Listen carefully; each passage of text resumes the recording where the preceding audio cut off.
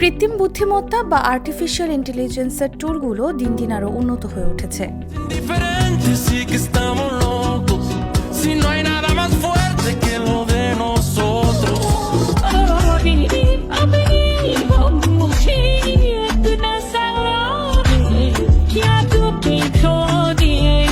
এতে ব্যবহার সহজ হয়ে উঠলেও নতুন একটি চিন্তা ঘিরে ধরেছে বিশেষজ্ঞদের। সেটি হলো কৃত্রিম বুদ্ধিমত্তা আরও পরিশীলিত হয়ে ওঠার সঙ্গে সঙ্গে ভুয়া তথ্যকে সঠিক দাবি করে মানুষের মধ্যে ব্যাপকভাবে ছড়িয়ে দেওয়ার শঙ্কা।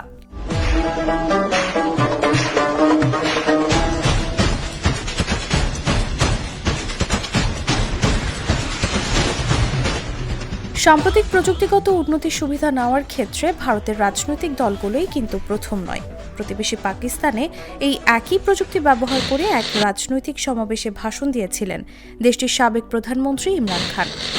ভারতে খোদ প্রধানমন্ত্রী নরেন্দ্র মোদীও এই প্রযুক্তি ব্যবহার করছেন নির্বাচনী প্রচারণা চালানোর জন্য। তিনি হিন্দিতে জনতাকে সম্বোধন করেন এবং মুহূর্তের মধ্যেই তার সেই বক্তব্য তামিলে অনুবাদ করে দেয় কৃত্রিম বুদ্ধিমত্তার সাহায্যে তৈরি ভাষিনী। पहली बार उपयोग किया।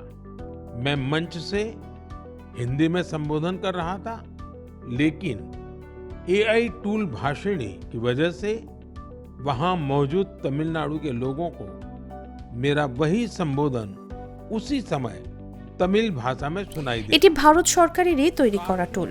এই কৌশলগুলো ব্যবহার করা যেতে পারে শব্দ এবং বার্তা হেরফের করার ক্ষেত্রেও। গত মাসেই দুটি ভিডিও ভাইরাল হয়েছিল যেখানে বলিউড তারকা রণবীর সিং এবং আমির খানকে কংগ্রেসের হয়ে প্রচার করতে দেখা যায়।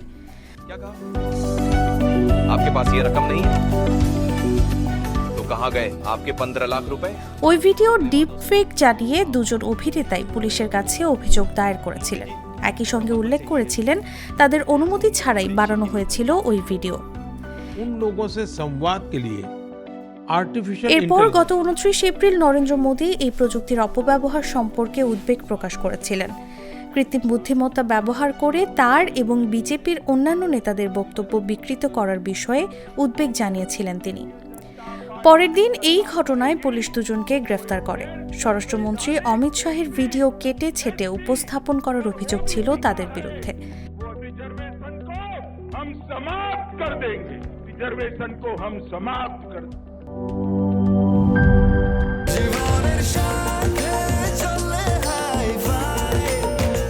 স্বাস্থ্যকর অল টাইম ফ্যামিলি কেক, সব সময় অল টাইম হেলদি লাইফ।